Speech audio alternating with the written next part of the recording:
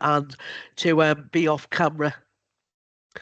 Okay, so thanks for that. Anybody joining there will get a notification that it's being recorded.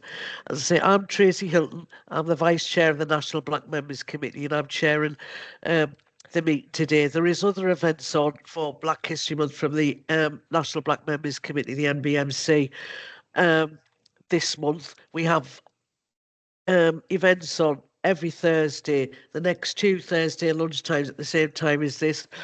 We have Tracy Abrahams chairing an event on black trade unionism, which includes Hector Wesley and Angela Grant, both presidents of their groups, DWP and HMRC. And the following week, we have Angria from the NBMC chairing an event which is about career development, what you can do in regard to that. And finally, at the end of the month, we have a Facebook Live at 6:30, which is being chaired by Mohammed Shafiq, the chair of the National Black Members Committee, and that is looking at anti-racism and fascism, which is obviously very relevant in light of the events of August. So, with no further ado, we shall start. We are today covering issues around Windrush and obviously the campaigns that PCS has been involved with about pushback in Rwanda and where we are now with the new Labour government, etc. So, without further ado, I'm now going to hand over to my long-time comrade and also Windrush descendant like myself, Levoy Getton. You okay to start, Levoy? Hi, Tracy. Thanks very much. Better introduce myself. My name is Levoy Getton. I am the Southwest of England's representative on the National Black Members Committee. It's been a great honour to actually be on that committee. Today, in Windrush. Hello, Tracy.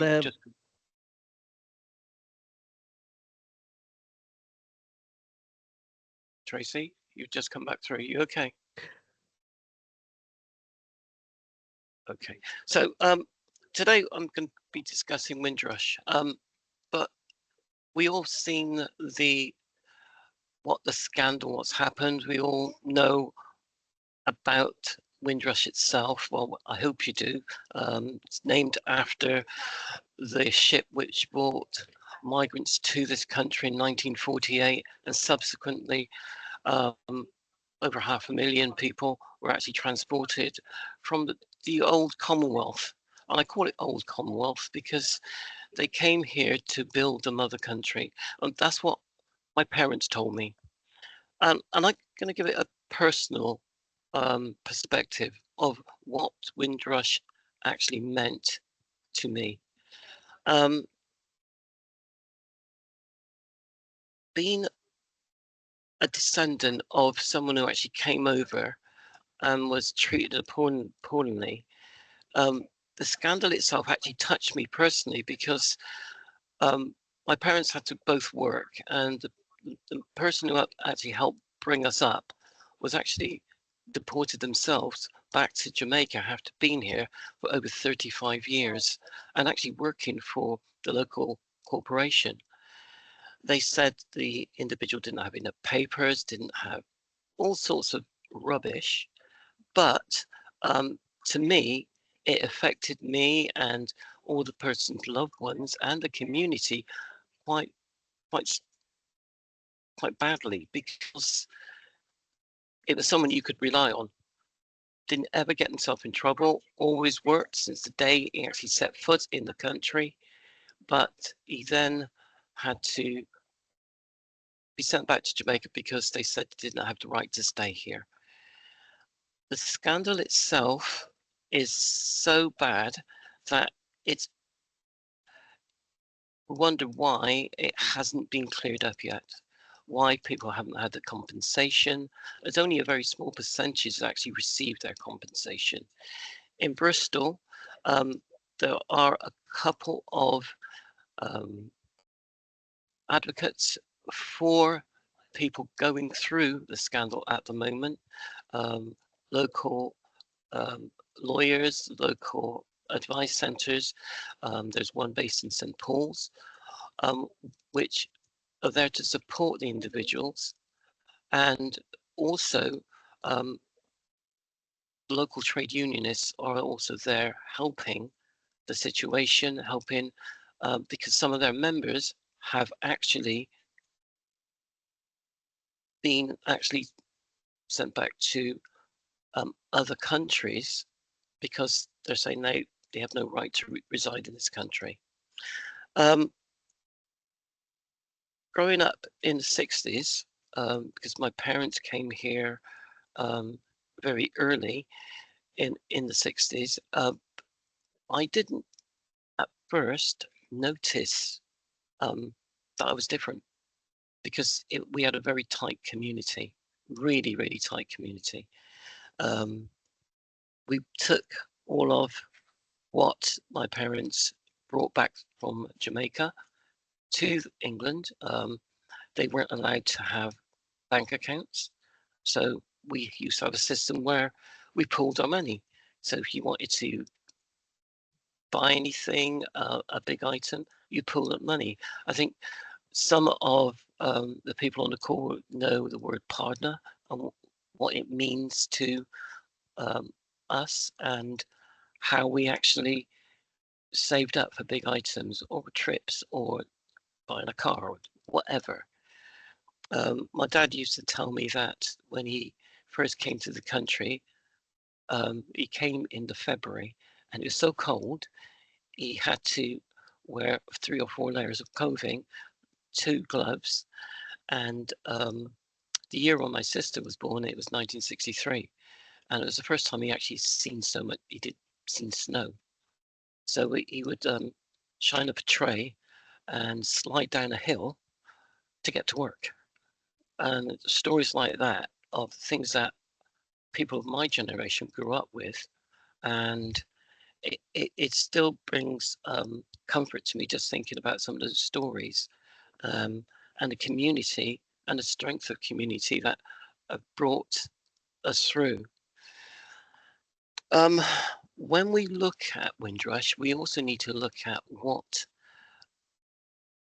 that time brought to this country, what benefits everyone in this country and Europe have actually has got from people emigrating to this country. At the moment, it's all in the news about migrants coming to this country and how the far right, the mid right, centre right, whoever they are, they don't want them here. Our parents, our foreparents of the Windrush generation, we all suffered the same thing. Yet we do have some people now who are from that generation who are saying that they don't want migrants here. I really, really don't understand. We here on the National Black Members Committee have a stance against the far right, but we also have a stance against any intolerance against migrants because it's abhorrent, totally abhorrent. The things that we have brought to this country, the benefits far outweigh anything else.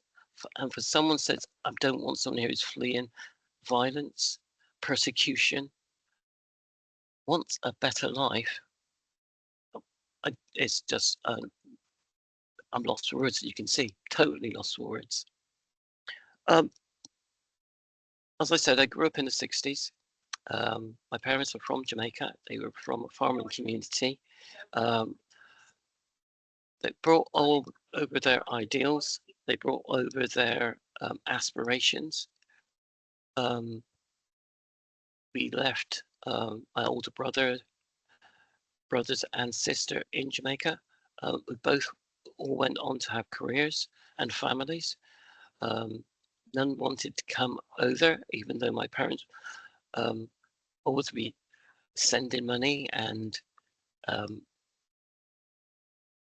building up their futures in Jamaica for them. when my parents retired, they both retired back to Jamaica, and I would take them back up to the UK as a holiday. And I think it has helped me be the person that I am, that I battle through things.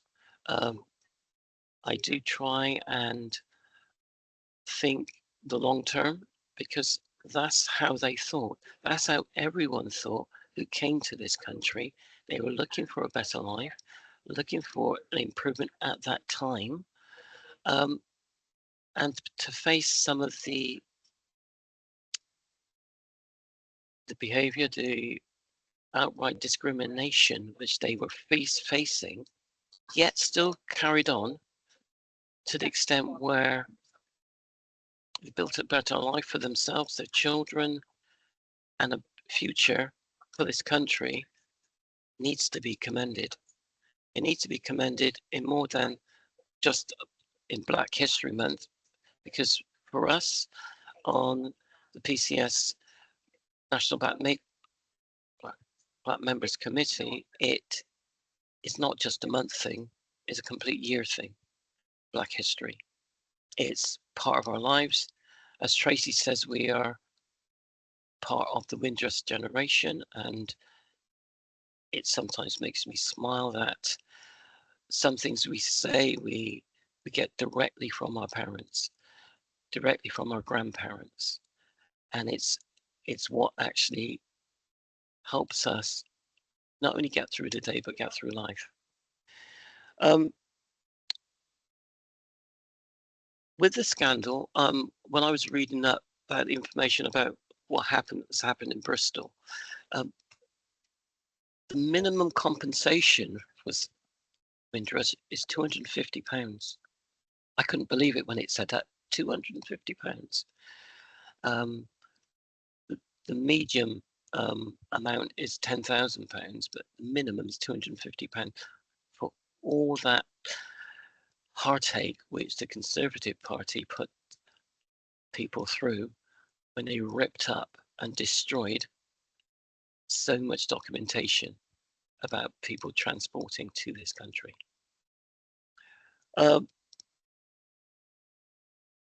Growing up, I was part of a twin, and the first time I really did witness any type of discrimination was December 1979, when I was 14. I had an older sister, and she passed away, sadly. It still chokes me up. And the reason she passed away, she had meningitis, but because of her black skin, the doctors said they couldn't do the normal test. She subsequently died on the last day of the year, and I was the last person to see her. And from that day, it became very noticeable how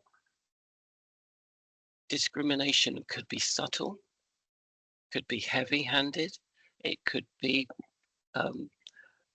right in your face, but it was everywhere for me. And I made a choice right back then at 14. I was going to try and make a difference. Whatever I did in my life, I would try and make a difference.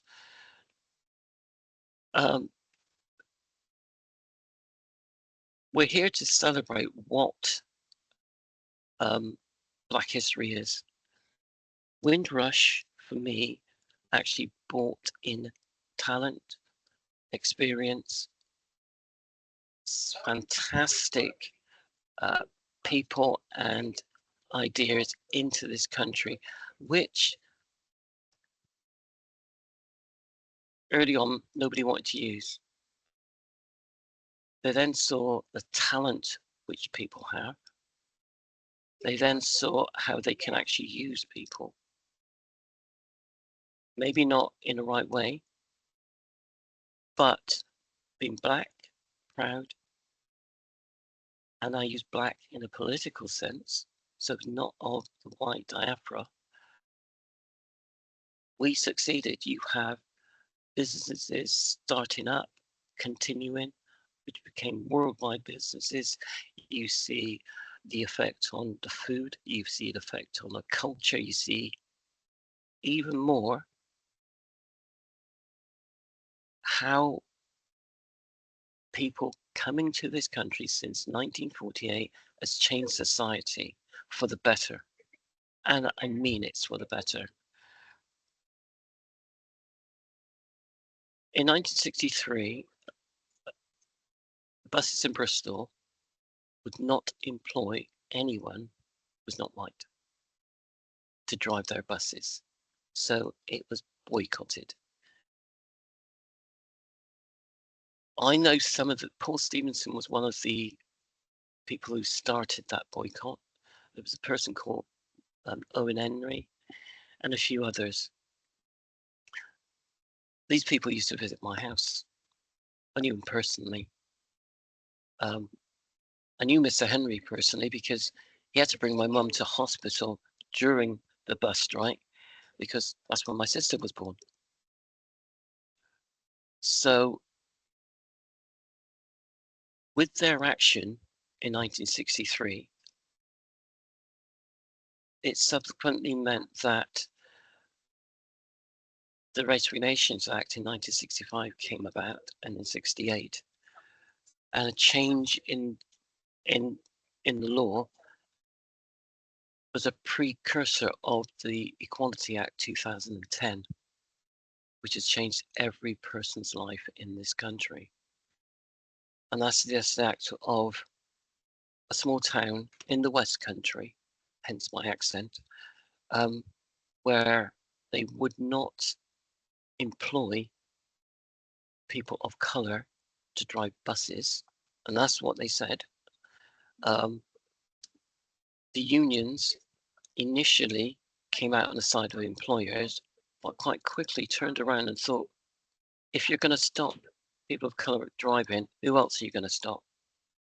They then came down on the side of the demonstrators and protesters and boycotters and made it a political movement.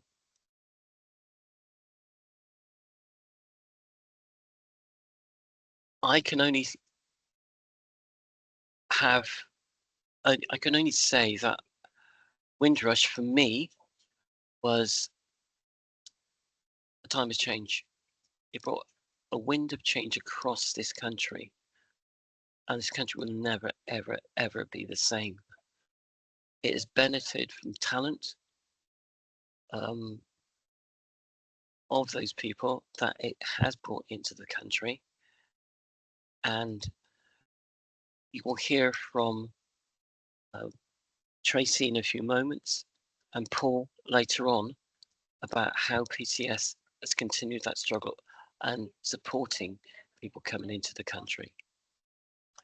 The next speaker will be Tracy Hilton, who's the Vice Chair of the National Black Members Committee. Tracy is vehement fighter of the far right. She's on all the demonstrations and protests. Tracy, if you're ready, you'd like to come in? Okay, thank you very much for that introduction, Levi, and your very personal story, about how we're so affected by what's gone on in Windrush, and sad to hear about what happened with your sister, but it goes to show that you put a personal face on what's actually happening here, and about all the impacts and what people have experienced over the years. I'm just going to talk a little bit first about what my link to the Windrush is, and then I'll go more into the campaigning. My grandma came over on the first Windrush in 1948 with my Uncle Bobby, who was probably only about one or two at the time. Now, there is a link that Law has just put into the chat from the Windrush Foundation, and on there you can get a book about 75 years of the Windrush, which has a pictures, like a one-page story, at least of every person who came off the 1948 Windrush. That was actually done by Bill Hearn, a retired member who was down to be attending this event today. So hopefully he is. He's done a great deal of work on that book, and you just get an idea of every single person, like what the thoughts were coming over and kind of like what happened when they got here. When it comes to Ivor, my grandma, how she came over here was firstly my granddad Eugene was here in the Second World War. He'd previously been a merchant seaman, and he joined the Air Force for the war effort and came over around 43 to the UK, and he was based near Blackpool. Now, my granddad was also a musician, he was a drummer. So he loved music, loved dancing, and he found a lot of the dance halls in the Lancashire area during his time here, and obviously playing with bands and stuff, and had a warm welcome there. A lot of people from the Commonwealth and black American servicemen found it quite different in the UK during the wartime to what they were experiencing um, elsewhere, especially the Americans, who the American forces still tried to hold under Crow conditions, which is basically segregation, and were unhappy about how they were actually being welcomed into the broader communities in the UK. That caused issues, but it gave a lot of people an impression of the UK of friendliness during those times.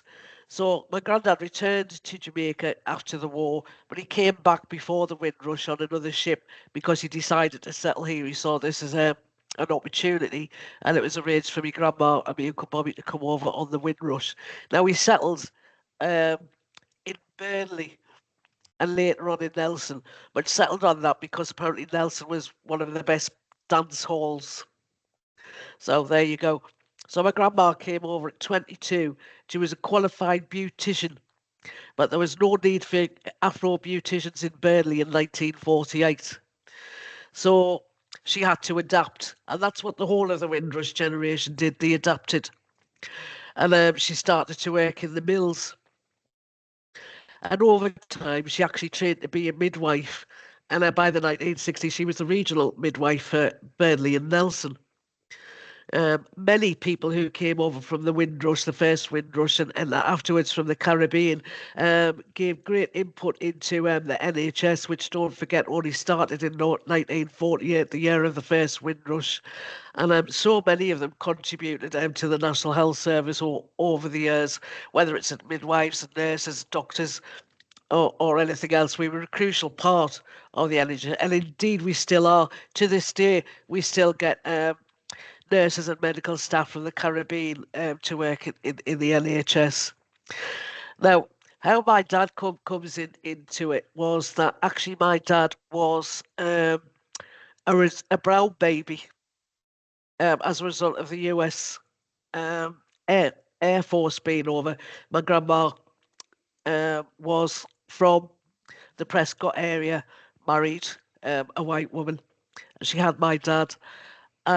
She already had two sons, and eventually he was put into care by the system.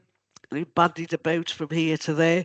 And my grandma had had a daughter when she hadn't been able to go full term. She couldn't have any more children, and she wanted a daughter. Once they were settled, they decided that they would see if they could take on another child. Although they wanted a girl, my dad was sent just before Christmas, 1952. It was just for the Christmas because you couldn't have two children of a different sex sharing a room. And basically, he stayed there.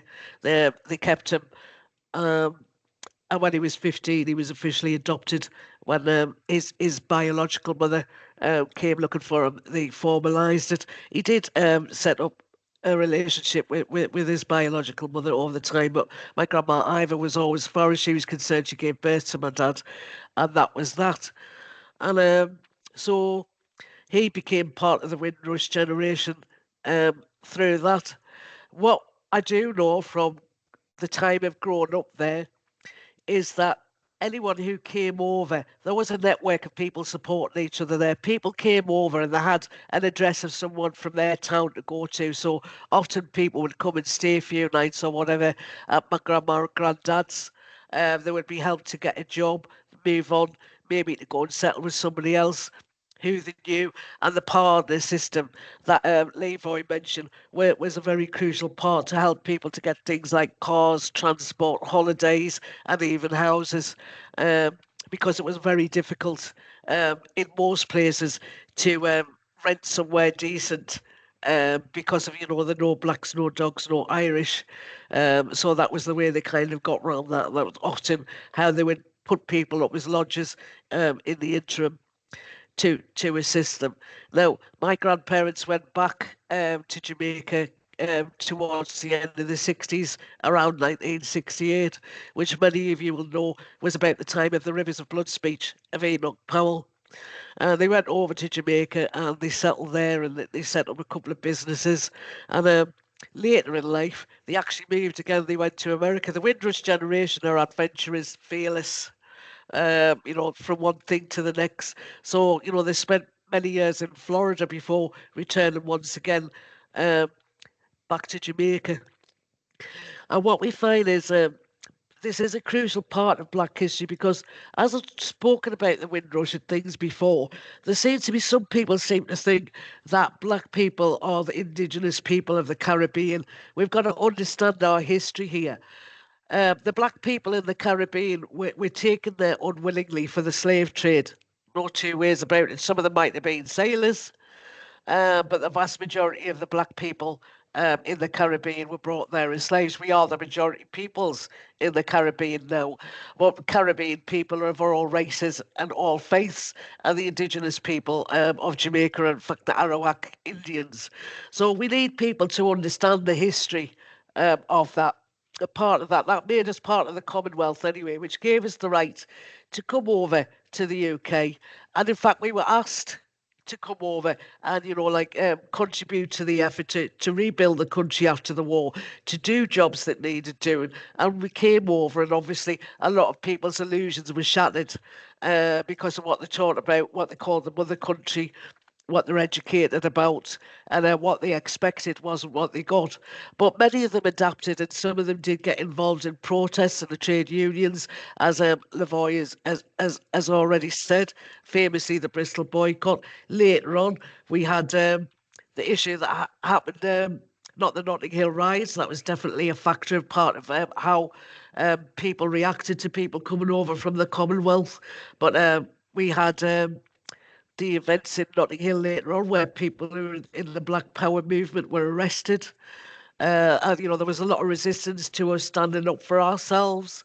There was films made about that experiences, such as Pressure, Burning an Illusion. I would recommend going to watch those. We have some resources where you can kind of look at the timeline of what's happened to the generation, the Windrush generation, as time has gone on.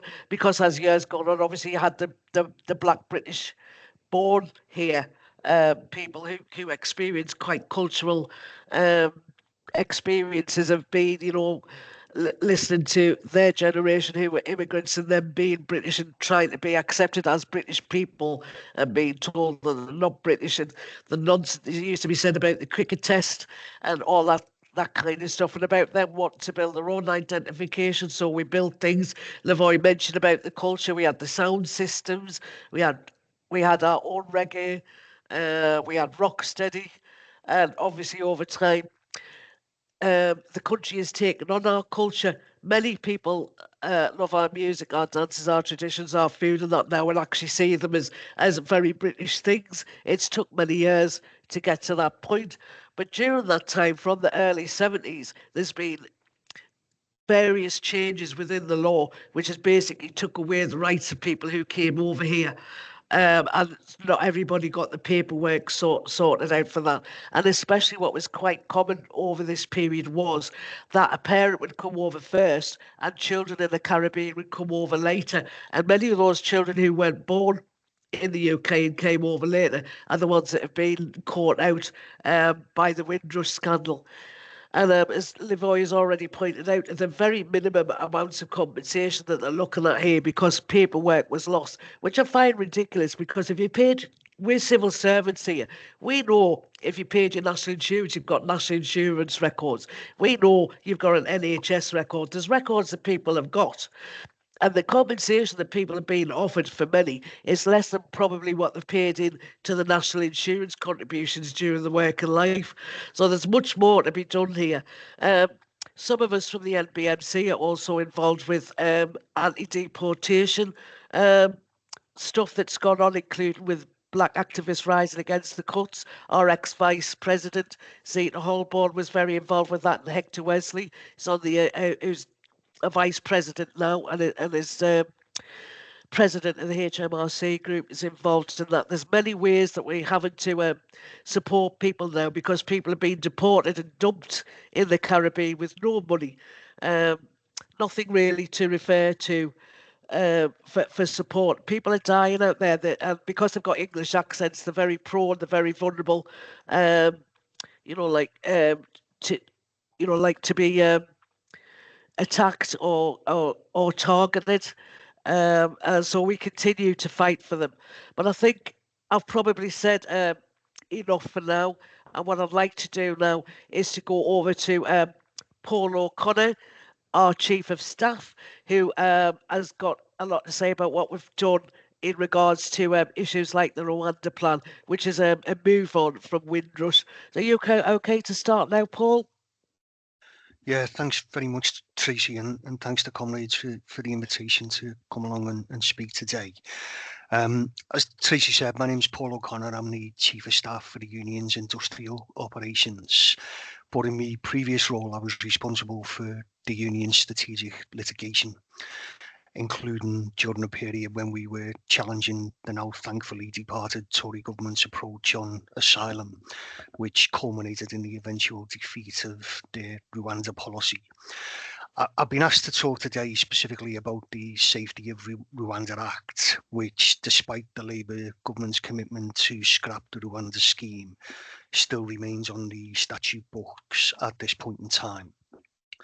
But I want to start by briefly recapping how PCS came to this issue in earnest, because that tells the story of how the Safety of Rwanda Act came into being. In autumn 2022, the then Home Secretary Priti Patel announced their intention to force our members in the Home Office in the Border Force to perform a pushbacks manoeuvre on small boats coming across the English Channel.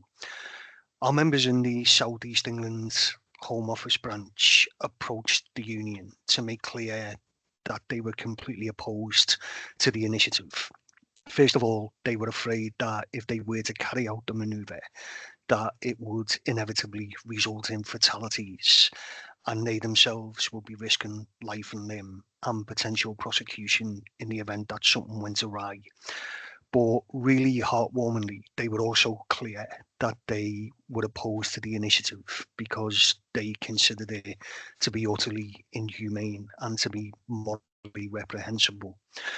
These are members who work on the quarter vessels in the Channel, and their job really is to act as customs officers, intercepting contraband, combating drug and gun running. But instead, during that period, all they were doing all day was picking people up in a desperate state off small boats who were attempting to make that dangerous crossing to reach the UK and bringing them back to safety. And our members were seeing firsthand the distress that those people were in, and they were keen that their union did something to try to address the situation. So we joined forces with Channel Rescue and Care for Calais and took the matter to the High Court. A week before that case was due to be heard in the High Court, the Home Office wrote to us out of the blue, confirming that they were withdrawing the pushbacks policy and agreeing to pay all of our legal costs, which is the clearest admission that you can possibly get that they knew that the High Court would declare the scheme to be unlawful. And the government clearly did not want to lose that particular face. So having lost that battle, the government then declared as an alternative that it would introduce new legislation through the Illegal Migration Bill, which eventually made it into the statute books in 2023. Now, it's important to just point out how pernicious a title that is of the legislation, the Illegal Migration Bill. There is nothing illegal about turning up on the shores of the UK and claiming asylum. The right to do that is protected under international law and under domestic law in the UK. And what the government was engaged in an attempt to do was to persuade the public that somehow crossing the channel was an illegal act, and it is not an illegal act. And that legislation was the mechanism that enabled the government to introduce its Rwanda scheme. And its propaganda said that if you enter the UK illegally, you should not be able to remain here, and instead you will be removed to what is described as a safe country, namely in this situation, Rwanda. And again, they referenced in their propaganda entering the country illegally. We say that it's not illegal to enter the country and claim asylum as a matter of fact and law. But it's also the case that there is no safe and legal route available to refugees to actually enter the UK, unless, of course, specific bespoke schemes have been designed in respect of the likes of Ukraine and Hong Kong. So the whole propaganda surrounding the exercise was completely pernicious and misleading, but entirely in keeping with the approach that the Tories had adopted to asylum. So once again, PCS sought to challenge this legislation, and we put together another coalition of the willing, this time joining forces with an organisation called Detention Action, and again with our comrades from Care for Calais. But this time as well, we were joined in the litigation by 8 individual refugees who were threatened with deportation. And in short, our case was that it was not illegal to arrive on the UK shores and claim asylum, that there was a raft of international and domestic law which protects the right of human beings to do just that. We also said that there is a range of domestic law which protects the right to asylum. And finally, we said that Rwanda is not a safe country to deport refugees to. And we commissioned evidence from the UN High Commissioner for Refugees, which had a serious impact on the thinking of the Court of Appeal and the Supreme Court subsequently, to demonstrate why Rwanda was not a safe country. And just to give people an indication of one of the things that led them to that conclusion. Rwanda's government is one of the most repressive in the world in respect of human rights and individual freedoms. And one of the things they were doing was press ganging refugees into fighting border conflicts that they've got, particularly with the DRC. So we thought it was inarguable that it was unsafe to send people to Rwanda, given the potential consequences for them when they arrived there.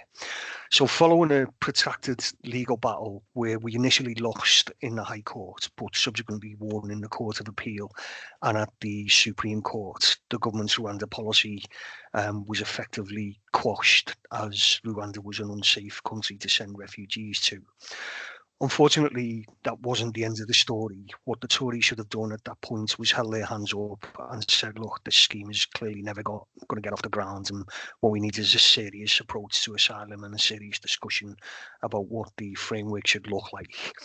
Instead, what happened was the then Prime Minister, Rishi Sunak, went on TV and made a broadcast to the nation, stating that the government would now legislate the Supreme Court verdict out of existence through the introduction of the Safety of Rwanda Bill.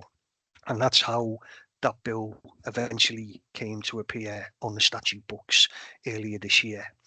And it's worth me touching on exactly what the Safety of Rwanda Act is and its implications for the checks and balances which are normally inherent within any democratic society, because its dangers simply cannot be overstated. In essence, based on the facts and evidence before it, the Supreme Court had found that Rwanda was not a safe country to deport refugees to. But the Tory Safety of Rwanda Act sought to legislate that view out of existence and to legislate those facts and that evidence out of existence by forcing Home Office staff to assume, regardless of the Supreme Court's view, that Rwanda was in fact a safe country. And it's worth me just reading out the specific clause of the legislation that enables that view. And it says that every decision maker in the Home Office must conclusively treat the Republic of Rwanda as a safe country. So completely in the face of the facts, what our members in the Home Office were being asked to do was deny reality. And what that assumption leads to is a whole raft of potential mitigations that might prevent refugees being deported, particularly in respect of protected characteristics, simply falling away and making deportation pretty much certain, and making certain that people do not get a fair hearing for their asylum application. That approach, in my view, has absolutely chilling implications for any democratic society. And it is very, very easy to see how any future government might use that type of process to completely suppress and remove basic freedoms and human rights that we have under international and domestic law as things stand. So the question really is, what are we going to do about all this? And PCS has obviously been campaigning through the courts to defeat these worst excesses of government policy. But the litigation itself is not going to be enough.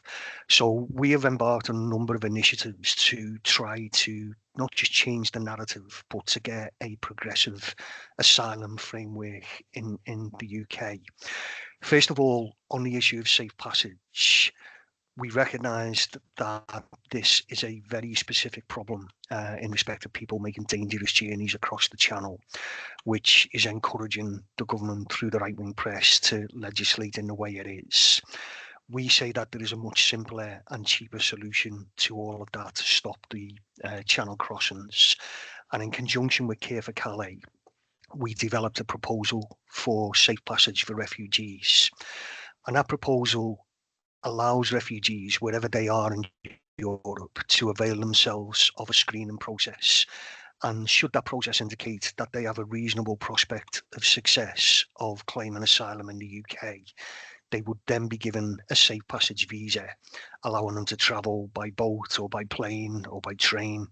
And that would therefore render the dangerous journey across the channel completely unnecessary.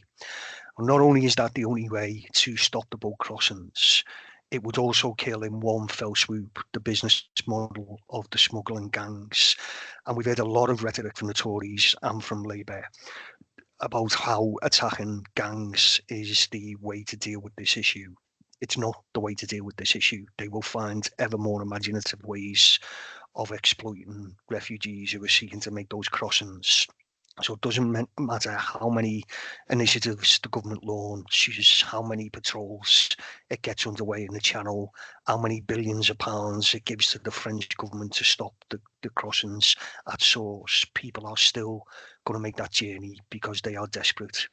And it's also worth saying that the idea that these people are somehow bogus asylum seekers just doesn't stand up to scrutiny. 75% of people who have made those crossings and have had their asylum application heard in the UK have been granted asylum or indefinite leave to remain. So it's not true that these are bogus claims, and that, by the way, is within the framework of an existing hostile environment which encourages the refusal of asylum applications. So it is an indication of why those claims are genuine, and is an indication of why people are desperately making that dangerous journey and will continue to do so. The second thing we're looking to do is to move asylum policy in a more progressive direction. We're continuing to press for safe passage, but that is a specific issue to deal with the problem in the channel. We also want to look wider at the asylum framework within the UK and seek to engage with the new governments on what new policy might look like. We obviously want to see an end to the Illegal Migration Act and the Safety of Rwanda Act, and we want them removed from the statute books. But we should also remember that anti-refugee legislation goes back a long, long way, long before those two acts came into force. So while the repeal of those acts would be most welcome, it would still not provide the type of progressive asylum framework for the UK that we are seeking. So we're trying to widen out our work on that with other organisations in order to develop that policy. We are working with organisations such as Together with Refugees to try to formulate it. We will obviously bring on board our expertise from our members who day to day work within the system and their understanding and knowledge of how it can work better and be reshaped to provide a better approach. The refugee organisations will obviously bring the experience of the people that they represent. So it's a fairly powerful joining of forces to make the moral case for a more progressive policy. And our overriding objective in providing that approach is to try to develop a system that is based on humanity and not on hostility. So I want to just finish, Tracy, just by touching on the politics of all this, because it's really important that we understand why this has come to fruition. And it's really important to understand that we can do things to try to change the narrative and try to have an impact on people's thinking wherever we are, and no matter how big or small a part we can play in that. As I said earlier, we're keen to work with the new government to develop a more progressive framework. We believe that it's never been more important for a Labour government to grasp this opportunity, especially because the far right is on the rise, and I include the Reform Party in that. And it's no accident that they're on the rise, because successive governments have driven down living standards in the UK for the past 50 years. And the material conditions in which people are living are exactly the type of fertile ground that fascists will exploit. And governments and the far right have been telling people for years that immigration is to blame for the lot that people find themselves in this country. The argument we need to make is that that is not the case. It's the failure of successive governments on people's living standards and their failure to provide proper education, proper healthcare, and a proper welfare state. And that rhetoric from those same governments is obviously a disgrace, and we're keen to make sure that there's a change of tone. But we also need to be explaining to people that it is a deliberate attempt to mask their own catastrophic failings on people's living standards. So our job is to convince the government to create a society through investments where higher living standards are the norm, and that we build a society in which everyone feels safe and secure and has a part to play no matter where they're from. And they also change their narrative and make the positive argument for a more progressive system. And that includes highlighting the economic benefits for the UK that such a system would bring. But it's not only the government that we need to convince, it's our responsibility, every last one of us, to convince our class of that argument. And we have to take that argument wherever we are, in our homes, in our schools, in our communities, in our workplaces. And wherever we hear the repetition of the right wing's rhetoric on asylum, we need to be prepared to challenge that, and we need to have the courage to challenge that. And our argument, I think, can be built on a very simple premise, which is that successive governments have driven down our living standards and are seeking to mask their failures by blaming the refugee.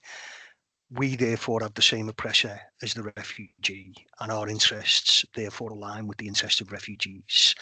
And our job is to stand shoulder to shoulder with refugees to stop the scapegoating, to fight to reverse the decline in living standards and build a decent society for everyone, and to fight to improve the material conditions which will lead to that. And I think we can take some hope from the work that PCS has undertaken on all of this, because if we can win that argument amongst our workers in the Home Office who are tasked with delivering asylum policy, then I think we can be confident that we can win that argument amongst workers and people in society everywhere. These are obviously dangerous times with fascism on the rise, but I think there is always hope in an organised working class that fascism can be defeated.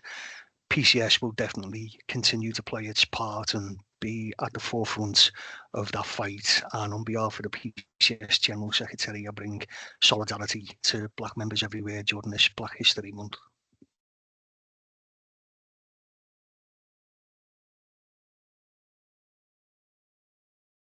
Okay, thank you for that very informative contribution, Paul.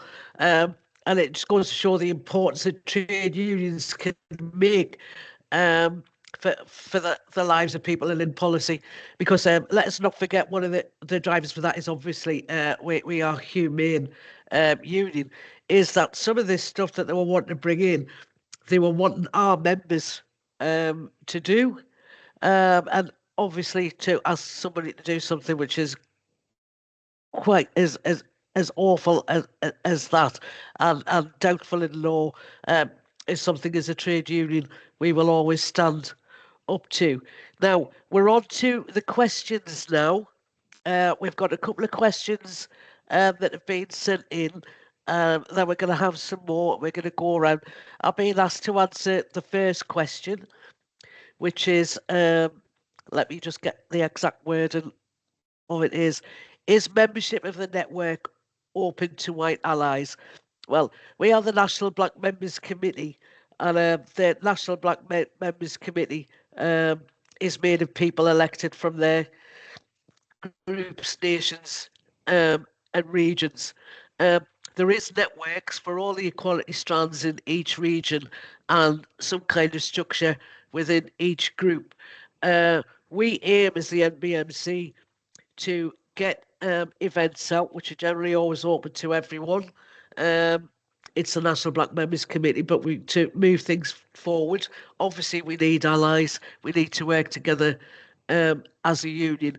We ourselves are allies, for instance, for the other equality strands, for disabled, LGBT and women. We're not members of their networks, but we support and work with them. I think our recent pan equality seminar, which we just had at the weekend, showed how we've tried to work in a pan equality way to understand the common interests that we all hold and how we can be allies for each other. And that's a very important thing. And obviously, we have touched on anti-racism, fascism a lot within the last three speeches there, and we're very, very much an anti-racist and anti-fascist union. We're currently reviewing our ARAF strategy, the anti-racism and fascism strategy, because we review all policies, and obviously in light of the events that happened in August. As part of that, some of us have been out on the front line, speaking, stewarding, and supporting community buildings such as mosques. Myself, Tracy Abrahams, who's on the meeting today, and other members of the NBMC, Mohammed's been out, and others, Mohammed Shafiq, our chair, to do that. And there's a big push for people to come to London on the 26th of October to show support against Tommy. He's got too many names. I don't want to say his real name, person, but you know who I mean. And the union is able to support people if they want to go to that. I think Law's going to put a bit of information on about that as well. So we, as a union, what we can do is we are an international union. So we link into international policies. We're a campaigning union, so we're involved in anti-deportation things. We have things such as the PCS anti-racism WhatsApp group.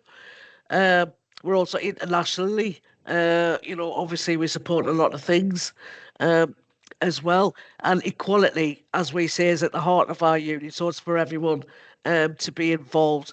So I'll now go on to the second question, which is for Levi.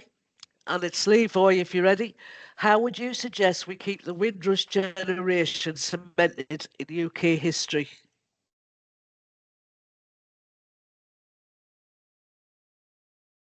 Yeah, thanks for the question.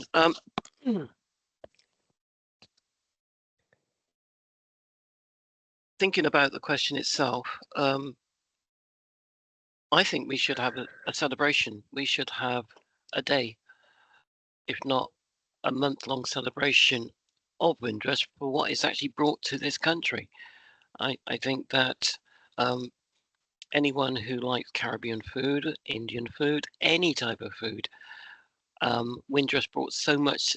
It didn't only bring individuals to this country, it brought culture, it brought a way of thinking, it brought a way of behaving, it brought attitude, it brought music, it brought so many different things here people wouldn't have met.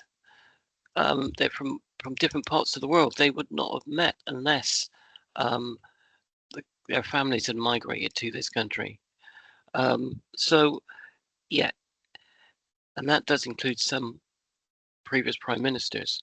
They wouldn't have been prime ministers of this country if their families did not ever come here. So it's very yeah, we got Windrush Day, but I think we really do need a month to celebrate it and build it up, just like we do for when we have in Bristol we have Carnival Week or Notting Hill Carnival, something where everyone, not only the Windrush community, but everyone in the country celebrates. That's what I think, Tracy. Okay, back on camera. Thank you very much, Leroy, for that. Now I have a question for Paul, and I am just going to read it out, and then I believe we have a question in the chat, which I will address in a minute. So,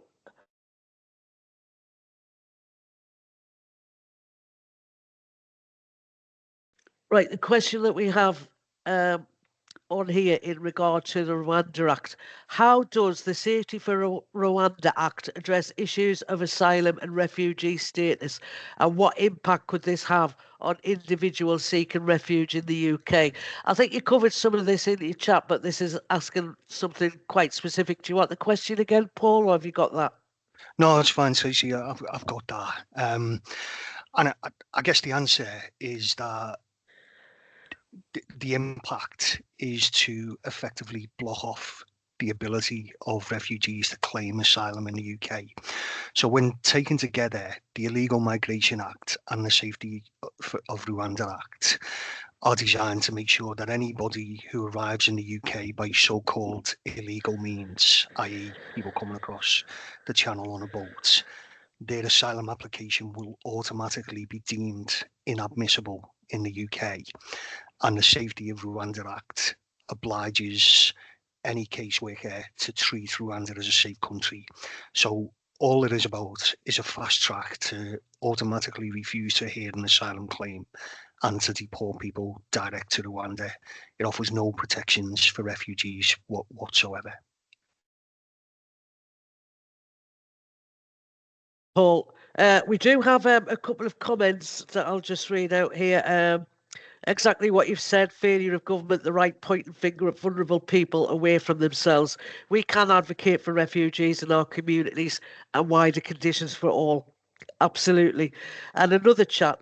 The reality is, you seldom, if ever, get a white man or woman crossing the channel to seek asylum. It always is and has always been a person of colour. The narrative is continued to demonise people of colour. Racism has never gone, and the froth has spilled over.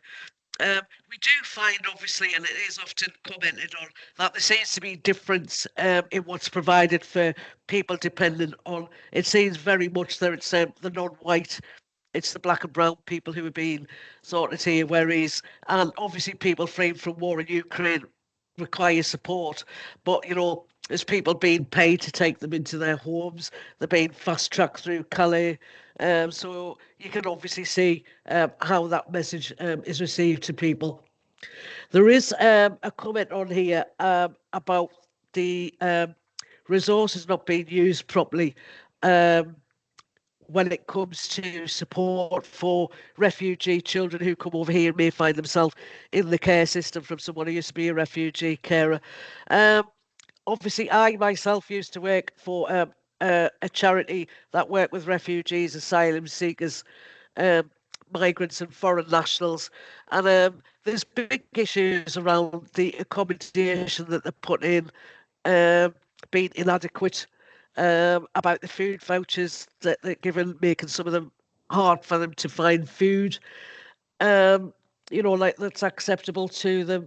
There's also issues about people who might find themselves in domestic abuse situations, having no recourse. There's many problems. Once people get to the UK, it's not the end of their problems by any means. There are many traumatised children who've made the journey. Some of them have been forcibly made to become child soldiers. They've been subjected to horrific physical and sexual abuse, or they've seen something that nobody should ever see, and the traumatised. So one thing that we can do as a union is to campaign to make sure that the resources go where they need to be. We know across the thing, as Paul pointed out about the situations for refugees, the reduction in the cost of living, etc. What we've seen over the last decades is a cut to NHS resources to support for mental health and various other things, and about making things such as social care into businesses, where it should really be coming back to the local authorities into a more national setting. So there's much for us to campaign on, I would say, in that regard. So either of you got a comment to make on that question, Levi or Paul? The comment about the resources for refugees. Yeah, it's an important point, and I'm glad somebody's made it, Tracy, because the work we're now doing together with refugees is about developing a framework for a more progressive asylum system. One of the things we're going to do is conduct a cost analysis of what the current asylum system costs, in terms of staff and resources, accommodation, hotels, detention centres. We believe that the cost of creating a hostile framework is absolutely eye-watering, and we will make the argument, why don't we rethink that and invest that money in more progressive functions that actually allow refugees to come to the country, have their claim heard, if they're successful, put support into social care, put support into welfare and housing to allow people to settle, give them the support to become productive in society and get jobs and play their part. And that is a much, much better way of spending that money, and is consistent with our approach of trying to turn the current system away from hostility to one based on the needs of humanity.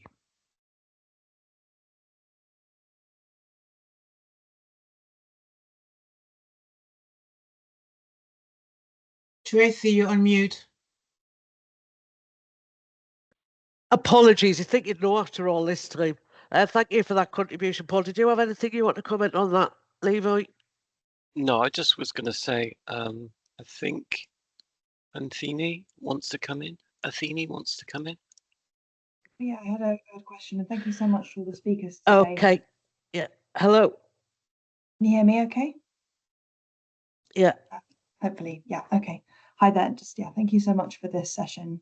I guess I had a question about, now that we have a new government, how do you think we can work to make sure that things like this don't happen with Rwanda? Like, how can we challenge some of this thinking at different levels of the civil service? Because it sort of feels like there is a lack of pushback on these kinds of problems at the upper levels, and it often ends up being activists pushing. So how do we kind of work to change that narrative? I know that, within DEFRA, there's a lot of discussion about the importance of racial equality, but then these kinds of things can happen within the civil service. These kinds of policies can go through, and often activists are the ones who get punished. I guess it's a question about how we change that narrative with a new government going forward, so that this kind of treatment of people and this kind of racism and inequality isn't repeated. Thank you. Do you want to answer that one, Paul? Yeah, I'll try from two perspectives, really. Firstly, in terms of the engagement with the new government on the issue of asylum policy itself, we did have a meeting where Yvette Cooper, who was at that point Shadow Home Secretary, is now Home Secretary, to try to get Labour to come out in support of the Safe Passage policy. And we were making the forceful arguments that you can imagine about why it is the answer to the small boat crossings. It was clear from the meeting that Labour had calculated they weren't going to come out in favour of it in the run-up to any election, because, as they see it, that's not a vote winner and may be a vote loser. I'm not convinced that that is the case when you actually look at the polls on these issues these days, but they seem stuck in a new Labour narrative around all that. Right at the end of the meeting, I said to her, look, if your calculation is politically you're not going to go near the issue in the run up to the election, I disagree with that, but I understand the calculation you're making. But when you're in government, those votes are still going to be coming across, and you're still going to have the same problem of Farage and his ilk jumping up and down on the beach, pointing at poor, desperate people coming across in boats and demanding to know what you're doing about it. And I'm telling you now, the only solution to that is safe passage. So if you win the election, we want a further discussion and we want to return to the issue. So we are seeking a meeting with Yvette Cooper and Levy, going to be lobbying heavily on that issue again. We are also, as I've said, doing the wider way to develop a more progressive framework, and we'll be lobbying Labour on that. The second perspective at which I want to come to that question, because I think you said something there, Athene, that is an important point for civil servants, because if we as activists are campaigning on these issues, it's important that we have rights of freedom of expression politically in order to be able to campaign in the way that we would like to. So one of the things that we've tabled as part of our bargaining objectives to the new government is to revisit the terms of the Civil Service Code, particularly the provisions around the rights to political expression for civil servants. We think that any strictures on that need to be set at a very, very, very low bar. And the way that code is being interpreted at the moment in some quarters is not the way it was designed to be interpreted. The point of that clause in the code was really in relation to people standing for elections for political parties. It's being used in some areas to suppress the ability of our members to express a view, whether that be on the treatment of refugees, whether it be on the issue of Gaza, a whole gamut of things that people are not being allowed to express their view freely on. So we'll be doing what we can to negotiate a revised code with the government that allows our members and activists to speak out on these issues. Okay, thank you very much for that, Paul. We haven't got much time left, but there is some other comments on here, specifically about why people don't come in on planes and boats, and obviously because they don't have the paperwork. And obviously, when you're in a war area, it's not that easy to get to an airport. You know, you have to take whatever route where you can go out. You have to leave with whatever you can get your hands on, and that might not be documentation. Documentation may have been bombed and destroyed. People just don't have it. It's touched on traffic in here. Obviously, sometimes people don't have the money up front to pay to come through. So people are coming through the traffic and they're having to pay the money when they get here. You know, there's gangs basically around exploiting them, taking the money off them that they get, the little that they do get to support them. Some of them are traffic straight into work. Which could be in the drug trade or the sex trade or very unsafe factory work. We've found, you know, like in some places there's people being found working for much less than the minimum wage in horrible positions, and they could be paying that money for a long, long time. One of the key things that Paul has pushed on here is our push for a safe passage, to take into account that people don't have to take those route ways to get out of unsafe places, and to basically to help get rid of trafficking. So I will leave that there. If we have any other questions, I'm sorry if we're not being able to answer them, but we will send out replies to the follow-up to this event. We've got 5 minutes now, so it's a time really to kind of round up from us. I will start with Levoy. Do you want to give some final words for us, please? First of all, thank you everyone for actually attending. You've taken some time out of your day. It's been great talking to you, even though some of us are really nervous, not used to these professionals that I'm working with today, who are really good at talking. Okay, but thanks for attending. Athene, DEFRA does have a member on the National Black Members Committee. I think what we will do at the end of maybe sometime we will actually post out those members so that you know who you can contact directly, so you can actually have a voice.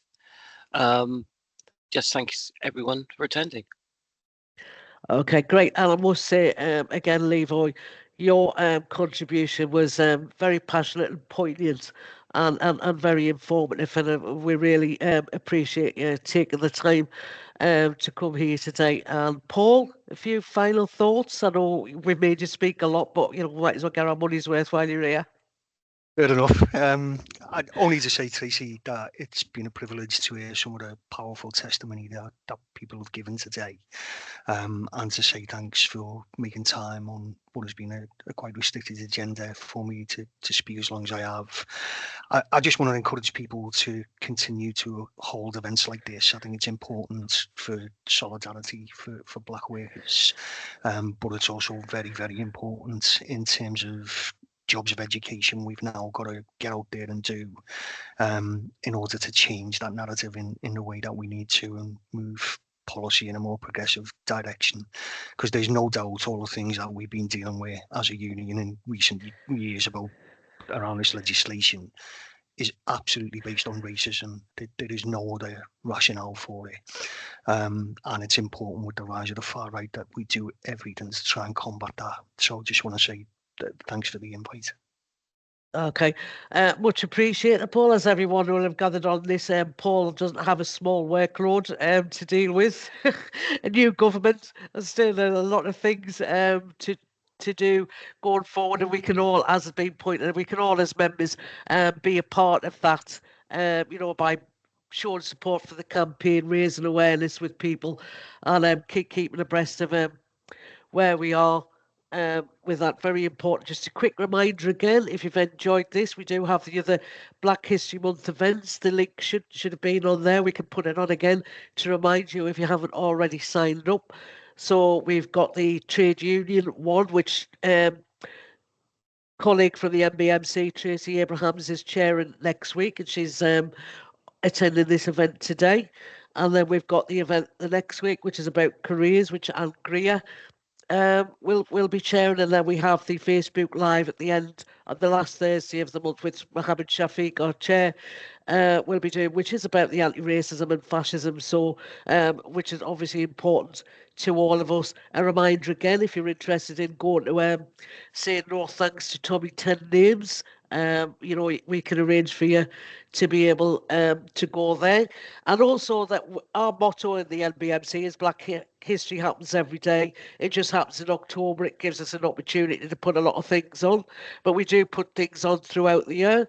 We recently had an event arranged by Anne Greer, encouraging Black reps to become health and safety reps. And then we've got an event on in November specifically around pensions, and we're talking with PCS Education about putting out more stuff for allies and for Black members. And part of that, we do have the racism in the workplace course. The next one is filled up. It's on the 18th of October, but watch out for that. It's a very good tool to discuss some of the things that have been raised today about having those conversations about getting involved in challenging racism and fascism. And thank you, every one of you, for taking the time to come here today, and to our wonderful PCS and quality staff in the background there, making sure that everything's working. We've got Law, we've got Caroline, we've got the two Dianes, Diane Ebanks and Diane Shepherd, and other PCS bodies making sure that we can produce this, and we do appreciate everything that they do. So with that, thanks again for coming, and we hope that you will come to the event next week. So it's goodbye from us for now.